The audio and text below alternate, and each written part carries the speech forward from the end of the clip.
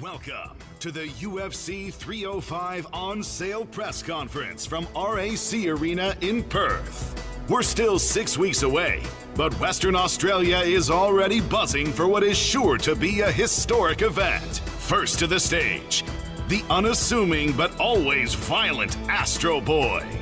Born and raised on Perth soil, he will get a hero's welcome on August 18th. He is one of the very best flyweights in the world today, Steve Erceg.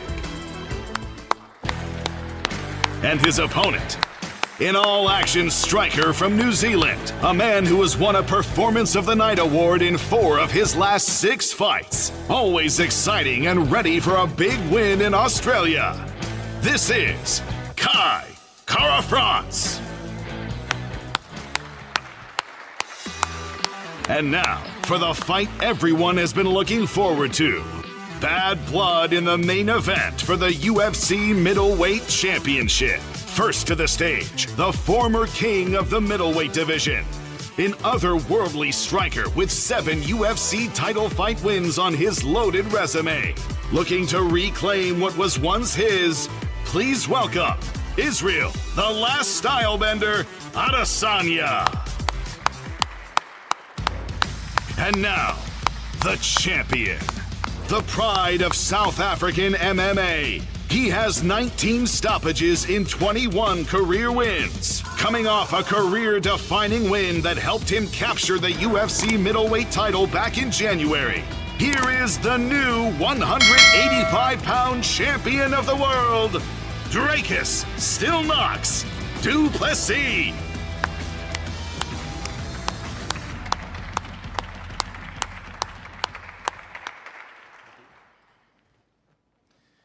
Good morning, everyone, and welcome to the UFC 305 du Plessis vs Adesanya press conference. My name is Peter Klosko, and I serve as the Regional Vice President for UFC. I'd like to begin today by acknowledging the traditional owners of the land we are meeting today, the Whadjuk people of the Noongar Nation. I pay my respect to their elders. I'd also like to welcome and acknowledge the Government of Western Australia today, represented by Minister John Carey, Member for Perth and Acting Tourism Minister, and thank you for your words earlier, Minister. Tourism Western Australia, its CEO Rebecca Brown and Executive Director of Events Anna Last. UFC is very appreciative of and grateful for the partnerships we have in Western Australia, which makes UFC 305 this event possible. I'd also like to welcome Anthony Grover, the Executive Director of the Combat Sports Commission of Western Australia, Michael Scott, the General Manager, and his staff here at RAC Arena, and the members of the press. Most of all, to the athletes here joining me on stage, a huge appreciation for your participation at today's press conference. UFC 305 du Plessis vs Adesanya will take place here at Perth's RAC Arena on Sunday, August 18th. Tickets go on sale this Friday at 12 p.m. Australian Western Standard Time via Ticketek. Pre-sale has commenced for UFC Fight Club members and will continue tomorrow for fans who have registered for pre-sale ticket access at ufc.com/Perth. Travel packages via Sportsnet Holidays and VIP experience packages via On Location will remain on sale until sold out. We're expecting a very high demand for tickets. We encourage fans to be patient and to only purchase tickets via official retailers and partners. That is Ticketek, On Location and Sportsnet Holidays. UFC 305 will feature some of the best regional and international mixed martial artists and headlined by perhaps the most anticipated fight of the year. UFC has confirmed the following bouts for UFC 305, which are subject to the approval of the Western Australian Combat Sports Commission. UFC newcomer Brisbane Tom Nolan will face Alex Reyes at lightweight. Melbourne featherweight and exciting rising star Jack Jenkins will meet Gavin Tucker. Josh Coolabau from Sydney will take on Ricardo Ramos at 145 pounds. Scottish-born Queenslander and the 14th ranked women's flyweight, Casey O'Neill, will face Teresa Bleda. New Zealand-born Queenslander Junior Taffa stays at heavyweight to throw down against Walter Walker. And fan favourite and 10th ranked heavyweight Thai Bam Bam Tuivasa from Western Sydney will trade level with the 14th ranked Yurino Rosenstrike. Which brings me to the 4 gentlemen I have here with me on stage who will feature on the main card for UFC 305. 2 former title contenders will meet in the flyweight division.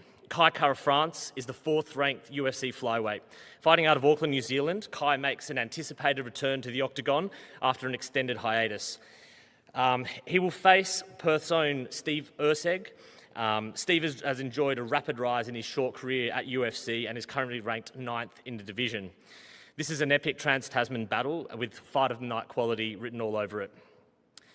In the main event, the UFC middleweight title is on the line between current champion Dricus du Plessis, who will defend against former champion Israel Adesanya. This is one of the most anticipated fights of the year in the most hotly contested division in the UFC. South Africa's du Plessis is fighting out of Pretoria as undefeated in competition and currently on a winning streak of 9 fights, including 5 post-fight bonuses. This will be his first title defence against the former champion and one of the biggest names of the sport in Israel Adesanya. A Nigerian native fighting out of Auckland, New Zealand, Adesanya returns to Perth, where his famed UFC career began at UFC 221 in 2018.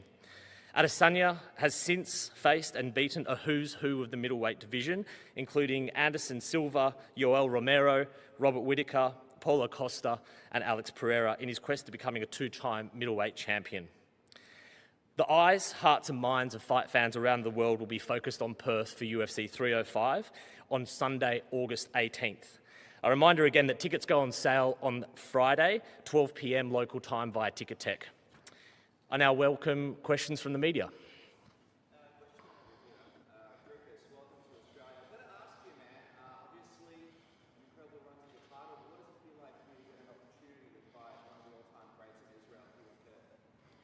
Yeah. Is this on? There we go. Nice. Oh, thanks, man. Awesome to be here. First time in Oz. Absolutely amazing. Loving the city, loving the people.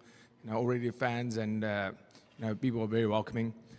And of course, having the rise to the title was amazing. When I started the journey in the UFC, I saw it play out quite a bit sooner. I always had the goal. I said by the time I'm 30 years old, I'll be UFC champion. And unfortunately, with COVID taking away some time from me being able to fight more regularly in the beginning of my UFC career, I missed that goal by 6 days. I fought for about 6 days after my 30th birthday.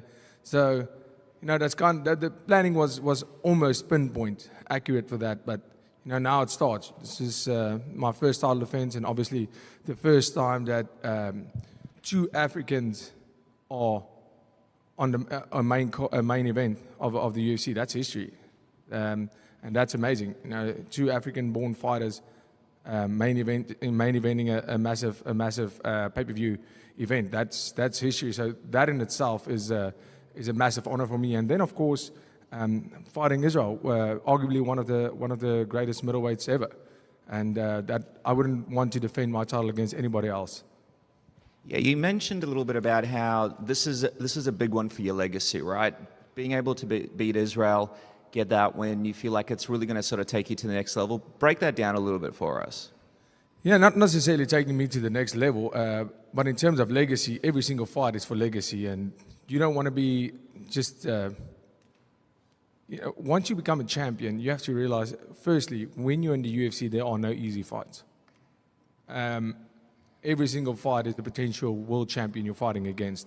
And then, of course, when you're at the top of the pile, when you are at the top of the sport and being a champion, everybody coming up is extremely hungry. Everybody's looking at you and figuring out and seeing the holes in your game, seeing what you do good, seeing what mistakes you make.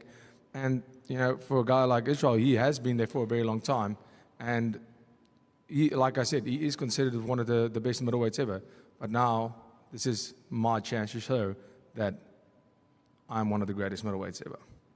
Question for Israel. Israel, you took a little bit of a break, man. We were able to recharge your batteries, so you were hanging out like Anthony Joshua and some other great champions as well. What's it been like to be able to sort of take some time to yourself and be able to, recharge the batteries a little bit? Yeah, a long break. This is the longest layoff of my fighting career. 5 fights in 18 months, not as even a fighter, a champion. So it's not just the fights itself, the camps, the pressures of being the king of everything. So it it was good for me just to remove myself from the game, enjoy life, took up golf, slowed things down a little bit. But yeah, doing that makes me appreciate this a lot more because I get to see my homies like, you know, Carlos, Kevin Jousset, even now the young guys, Navajo Sterling, toes them up, Aaron, you know, they're starting to get into the UFC, and seeing them enjoy the little things. Like when I got here in 2018, UFC 221, I was that kid, you know, bright eyes and everything. So seeing them bright-eyed and like, wow, I'm about to get in the UFC, or I'm in the UFC doing it, kind of reignites that flame. And also taking the time off did that for me. So yeah, walking back into work. Yeah, you've had a crazy journey in the UFC. You've had so many epic fights, moments, titles. But you mentioned on your channel, which is amazing, everyone should check it out, how it's not about titles for you here. You've had enough titles. Can you sort of break that mindset down for us a little bit? Yeah, people don't understand because most people never been in our situation. So for me, look, I've been here, bought the T-shirt, done it twice. Yeah, it's not really about that. For me, it's taking on the best warriors from different lands and, yeah, putting them on my record. I've never beaten Dricus du Plessis, so beating him is what attracts me to this fight, not the belt. So those who have never, ever been in our shoes will never understand that mindset. So, yeah, fuck the belts. I'm coming for heads, and I stick with that. Speaking of, you know, big comebacks, Kai, welcome back, man. Big fight with Steve Erce. I got to ask you, I know you were sort of looking for to fight him in Perth, but what was it about Steve that really sort of made you want to come back against him? And also, what are your thoughts on the big sort of splash that he's made so far in the UFC? Yeah, kia ora. Awesome to be back in this setting. It's a great opponent in front of me. Steve did well in his last fight against Pantoja for the title. I even messaged him after and I said, I thought you won. You should be proud of that performance. So, there's no bad blood. But I want to fight the best guys. And, Steve's right up there. Showed, he belongs and arguably won that fight against Pantoja. So, it's actually funny when last time I was in Perth, I was at the UFC event as a guest fighter, and the night before the UFC, I was at an Eternal Fight Night, and that was when Steve was fighting, and that's when he got picked up to the UFC. So it's been a really short run that he's climbed the ranks in the UFC, but he's done a really great job. So I'm excited for the challenge. I feel refreshed being, it took 6 months off contact, looking at the next 5 years instead of the next year, listening to all the specialists, something that I've with maturity gave me clarity of what I want to be doing and what kind of performance I want to be putting on in the UFC. So just giving my time to kind of sort things out, sit with a few things and reflect to know where we're heading. So I'm in a great place mentally, physically, emotionally, just ready to get back to work and remind everyone why I'm one of the best flyweights in the world. Awesome, man. Welcome back. And Steve, I know last time we spoke, you said you're looking forward to the fans in Brazil yelling for you to die as you walk to the octagon. What's it going to feel like for you to have the opposite of that in your hometown here in Perth, being able to perform in the co-main?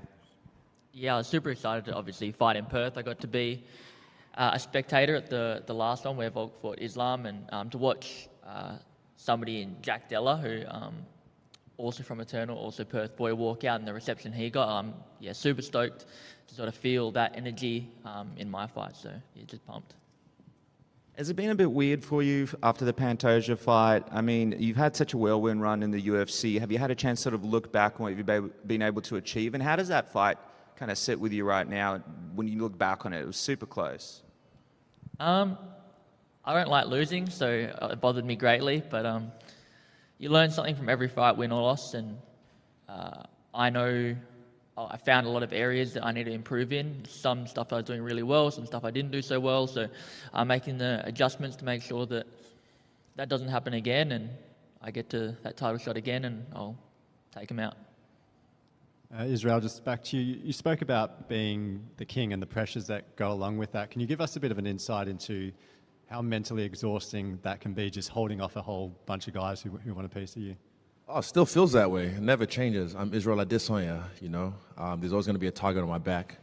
But experience. I've had experience in this. But again, what we do is crazy. We might seem like invincible people, but we're humans. So again, as the most active champion in history, 5 fights, 18 months, it was just too much for me. And I was forced to take a break, and I'm happy I did. And by the time I step back in there with Dricus, it'll be almost a year. A lot's happened in a year. A lot has changed for me in a year. So, yeah, I look forward to just enjoying the process, all this shit, till we get in the octagon and then we scrap it out. And in terms of the time off, did you do anything, apart from resting, did you do anything in particular? Yeah, took up golf, something different, because I never ever thought, if you told me 2 years ago you're going to love golf, what? It's stupid, but it's something different from my day-to-day. You know, every day is hard grind. And golfing, it's a way for me to get in nature. This summer was my way of getting outside. It's slow pace. I'm that dude on the course who takes his shoes off because I like the earth. And I get weird looks, but I'm like, bro, take your shoes off. It'll feel nice too. And it's cool. So I just took up golf, skydived a couple of times, you know, adrenaline, I need that. And yeah, still worked, helped my teammates, traveled, but it's been good to just live life as Izzy rather than as a style bender and constantly. So yeah, it's been nice. Israel, there seems to be a bit of tension between yourself and Dricus. Can you just Really? a little bit? Can you just run through why that is? Tension. There's always tension whenever you fight anyone. This is a fight at the end of the day. We're not playing chess. We're fighting. So there's always going to be tension there. We've had history over the years. It's almost like destiny because we met in the staff investor room in Thailand, Tiger Muay Thai, back in the day. Had a little play around. And funny enough, here we are again. It's like full circle, back where it all started for me. So, yeah. And also, again, he tried to discredit the Three Kings and say that he's the real true African champion. And I was just like, it's a weird mindset, bro. Like, he came in the UFC. I knew who he was a little bit, but I didn't go, oh, who the fuck's this fake dude coming in? I just said, cool, he's another African in the UFC. But then him discrediting me, Francis Ngannou, Kamaru Usman, that ticked me off a little bit. So that's what started this. But again, I'll finish it.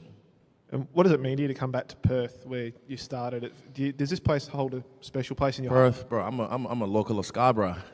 That's my spot. Shout out to Ash. He's the one that fucking put me on. But yeah, I love Perth. Every time I come out here, I like the energy. I love the people. And this is where my UFC career started. This is where I became the big dog in the yard. And I said that as I finished Homeboy in the Cage. So, yeah, it's always nice to come back to where it all started and carry on the legacy. Dricus, do you just sort of have a response to what Israel said before about the tension between yourselves? Yeah, no, for me, calling it tension, there's no tension for me. I get into the octagon and I do my job. I do my business. You can be the biggest asshole in the world. You can be the nicest guy in the world. I'm going out there to kill you. And I hope you're doing the same to me, because otherwise it's not going to be a good night for you. And as far as discrediting, never discredited anybody. Stating facts. Where do I reside? What's my postal code? Where do I train? Where do I live? Where was I born? In South Africa. Still there, still training. And I won this belt from South Africa. I didn't travel anywhere else. That was the only thing that I stated. So never discredited anybody, but quite frankly, I don't really care about how it rubbed him off the wrong way. I don't care. I don't really give a fuck where he's from, but I'll show him who he is. Yeah, whatever that means. I'm glad you took up golf, because that's a retirement sport. I can understand you start playing golf. Hey man, you do what you have to do in your own time. And Dricus, I suppose you're the champion, but Israel lives in Australia now. You're going to sort of come in with a bit of target on your back from the crowd like Steve did not long ago. How do you plan to handle that? Well, I mean, I've been fighting I've been fighting the crowd ever since I got into the UFC. So, at the end of the day, if the crowd is cheering, if the crowd is booing, at the end of the day, it's noise, and it's electrifying. Obviously fighting in Canada, the crowd was against me, and I won that crowd over. They were chanting my name by the end of the fight. And, that's at the end of the day what it's about for me. Coming in and turning haters or turning the boos into cheers, not because of what I'm saying or, how I'm doing it right now, but because of my performance. At the end of the day, I'm a fighter, I'm a warrior, and the people pay to watch that. And if you can create fans by performance, that's what I'm here to do. I'm here to put up the best fights and give the fans the show they came here for. Steve, how have you sort of mentally moved on from the Pantoja fight and concentrated on UFC 305? How hard was that, I suppose, with the disappointment? It's not hard to move on. I got a guy coming in here to try to punch me in the face. So if I'm not switched on, I better be fast. So obviously it was disappointing, but it is what it is. I live by the sword, die by the sword, and I'm ready for the next contest. Where, without giving any game plan away, do you see any weaknesses in Kara France that you can take advantage of? Yeah, definitely. I've been watching him specifically for a very long time. I was an amateur when he was a pro, and I actually watched him live on a show called Battle Colossal back in the day. He fought a guy called Shantanu Maharaj, and ever since then I've been watching him. Like, he's the guy that I've been aspiring to get to and aspire to be, all that sort of stuff. So I've watched him over the years. He does a lot of things really well. He does some things not so well, and I'm looking to implement the things I do well against the things he doesn't do so well. Kai, do you feel like the winner of this fight deserves a title shot? No, 100%. That was on my mind when this fight came across the table. You want to fight the guys that just fought for the belt, and he arguably won that last fight. So if I go out there and take him out in his hometown, that's going to speak volumes for the rest of the division, and hopefully the UFC reward that with a title shot. So I'm excited for the challenge. Excited, a lot of Kiwis in Perth as well. So I feel like I'll get a great reception walking out. But there's nothing personal about any of this. We're both fans of each other's work. So let the better man win and put on a show for Perth. Israel, after your time off, do you feel like you've added more weapons to your arsenal for this fight? Definitely. We've shuffled the deck at the gym. We kept what was useful and discarded what wasn't. Added a lot of different tools to my game, working with my teammates as well, helping them out. And I look forward to showing off come August. Like, for me, this is just, I've missed this, low-key. I've kind of missed this, even you guys. And, I look forward to getting back in there and showing off what I can do, showing out. Izzy over here, thanks. You mentioned before that the belts don't mean that much to you, but with the win over Drukas in Perth, you create a bit of history by becoming the first three-time middleweight champion. Does that part mean a little bit to you as far as legacy? Not really too much. I'm already the two-time champ. It's not really, it just adds to it. Even when I fought here in this arena, I said, bro, the belt's a fancy tiara. It's going to come either way. I'm just going to keep winning, and everything else will come. The belt, the money, the fame, the adulations, all that. Look, with the win over him, he still keeps that belt. That's going to sit over his fireplace, and I get a new one. So I've got so many belts. It doesn't really matter to me, and I'm saying what I don't have is him, his head, and that's what I'm coming for. So I want to fight with freedom, and that's what I'm going to do, fight freely. Steve, again, you're going to be fighting in front of your hometown home crowd in Perth for the very first time. What does that mean to you? But also fighting a guy, you mentioned before that you've always been a fan of Kara France. So to be facing a guy that you followed for a very long time in front of your home crowd, what does that mean to you? I want to show the Perth people and represent the Perth people, right? So that's stands above everything else. And as far as fighting Kai, like, beating him just shows the work I put in. Like, he was a guy that was ahead of me for so long, and I go out and take him out, and all of a sudden I'm the guy that people are looking at in Australia like, oh, he's the standard, he's the guy. So that's what I'm looking to do. You had a path to get to a title shot. You got there one fight earlier than predicted. So after your last fight with Pantoja, do you reset now to obviously set a new path back to a title shot?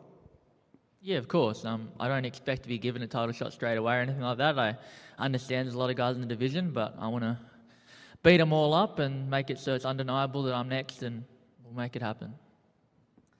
Kai, this is your first, this will be your second fight in Perth. Back in 2015, you were here in front of obviously a small crowd. Big jump up as far as RAC Arena is concerned. When were you first aware of Steve Erceg on the platform? Yeah, Steve's name came across maybe a month ago, maybe a bit longer than that. So yeah, I was just telling the UFC I want to fight on this card.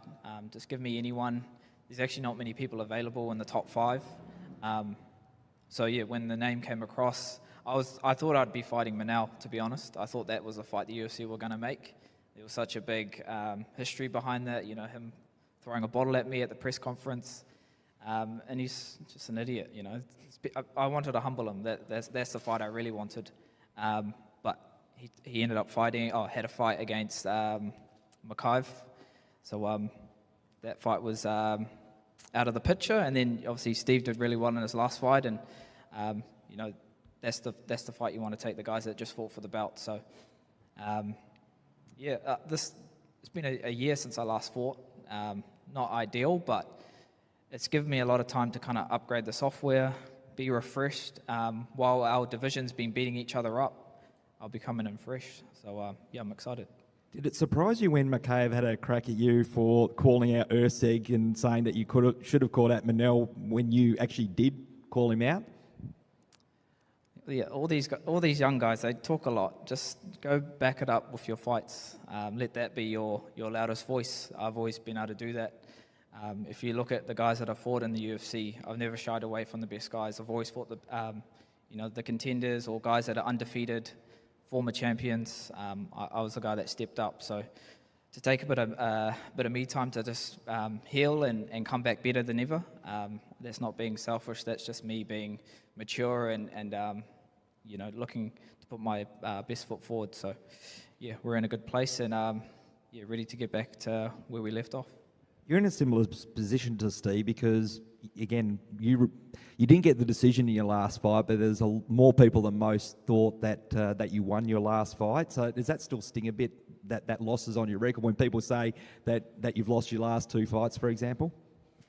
Yeah, if you didn't actually watch that fight and you just saw the L next to my name, it doesn't actually tell the full story. It's a fight that I've just had to let go. It's not going to serve me holding on to that. Eventually down the track we'll meet each other again, me and Amir. We know who won that fight. So let's just look forward to the next challenge, and that's where I'm putting my energy into. Not holding on to things, and just detaching from stuff that doesn't matter. I've just got to focus on stuff that I can control, and August 17th, I get to go do that. Just one final one for you, Kai. You fought several times in Australia, and you've had the crowd on your side, but you're going to be fighting against the hometown boy in August. So what's that going to be sort of like for you, fighting against a big Perth crowd that's going to be obviously against you on that night?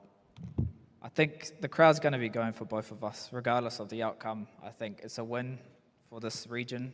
Just high-level fighters, representing the flyweight division and putting it on for our people. So I'm expecting, if it's boos or cheers, that's just energy and it's just noise to me. I'm just going to harness all that atmosphere, being there for that last fight against Alex Volkanovski and Islam. That atmosphere was insane. One of the best crowds I've been part of, sitting front row, so I'm expecting the same for this card for 305. So I'm excited, and I miss that. I don't want to fight these Apex cards anymore. UFC fights need crowds, and I know the Anzac fans will deliver. So bring that energy, and we'll put on a show for you. Strikers, talking to the crowd, are you going to try and get the Perth crowd on your side in the lead up to this one?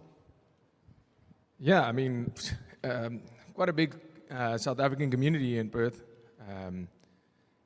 And obviously with Australia and South Africa, we've shared so much history in terms of sports.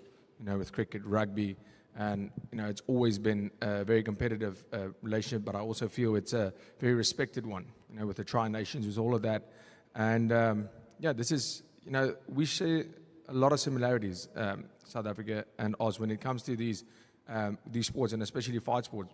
Looking at how small the sport was in South Africa and not too long ago in Oz as well, and all of a sudden, it just starts, erupting, and the same in South Africa. And then, of course, coming to Perth, I think, with that similarities in terms of culture and how people go about, when that fight goes, I've only heard great things about the events in Perth, and I think the crowd's here for a fight. And that's one thing. When I show up,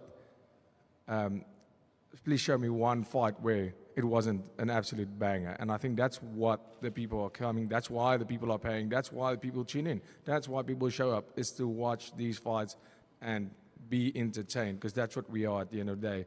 We are gladiators, and we are modern day gladiators that are here to entertain the people, and I can guarantee you that 100%. The night before, there's a massive rugby game. You're going to obviously have a keen eye on that, or you're tempted to go across to the stadium and have a look? Oh man, there's one thing that it is weighing day, so we'll have to take a look at that. My priority is going to be the fight, but yeah, that's the one thing I'm so happy that it's on the same weekend. It makes sense. It's going to be massive for South Africa and sporting, and you can imagine what the vibe is going to be like in Perth. It's going to be electrifying, but at the same time, not necessarily being able to go to the game is kind of sad, but. Hopefully and surely we'll have a couple of the Springbok boys coming to the fights, and it's a big weekend for South Africa and obviously for Oz as well. Peter, the card is looking fantastic so far. We can't wait for another big event in Perth. How many more fights do you believe will be announced on this particular card? I don't know how many exactly. There are still some open spots on this fight card. I announced all the fights that are confirmed already just earlier on, and so there are obviously a few more spots to be filled, and we expect announcements probably in the next week or two to see this card be finalised. Must be impressed with the amount of... Dan Hooker needs to fight on this card. Still my question, is he? Dan Hooker needs to fight on this card. It's just it's atrocious. He's not even here right now. I tried to get him to come here, but he was in Sydney last week. But he needs to be on this card. He'll fight anyone. So please, if you want to see this card get stacked even more, put on the Hangman Hooker. He's mentioned a couple of opponents. Do you think you have one in preference? Hey man, Dan doesn't really give a fuck. He just wants to fight. And yeah, he's not here right now to speak for himself, so I'll speak for him. Whoever's watching, Sean, Hunter, Dana, Mick, please put Dan Hooker on this card. Back to you, Peter. You must be impressed with so much Australian talent, but especially from Perth. I mean, again, we were starved for talent for a very long time with one fighter, Sol the Hulk Palele. Then we had Jack Della Maddalena, Steve Urseg. We've got two guys from Perth, Quillan Salkeld and Cody Haddon, going to Dana White's Contender Series. Anthony Drillage coming up. You must be impressed with the talent that's coming out of Australia, but especially Perth. You're exactly right, Brett. It really is tremendous to see the talent coming up. As you mentioned, two guys being on Dana White Contender Series later on this year. But also, it's amazing to think about the talent pool that has increased since we've brought a live event to town. And that's that halo effect that we have when we come in, we put on these big events. It inspires the community they see a pathway there for them to compete at UFC. And our first event here was at UFC 221 in 2018. And since that moment, we've seen the likes of Jack Della Maddalena, Steve Urseg, and many other prospects who are on the cusp of joining UFC. And that's the impact of these live events. And I agree with you, we've got a great pipeline of talent coming through from the region, not only just Australia, but New Zealand as well. So it's a really exciting time to be a fight fan right down here in Australia. Yeah, Steve, just one for you. Kai alluded to it a little bit earlier on. The last time the UFC was in Perth, you were fighting on Eternal the night before. Now you're here in one of the big fights of UFC 305. How have you handled that meteoric rise in the UFC? I don't know. I think I'm lucky.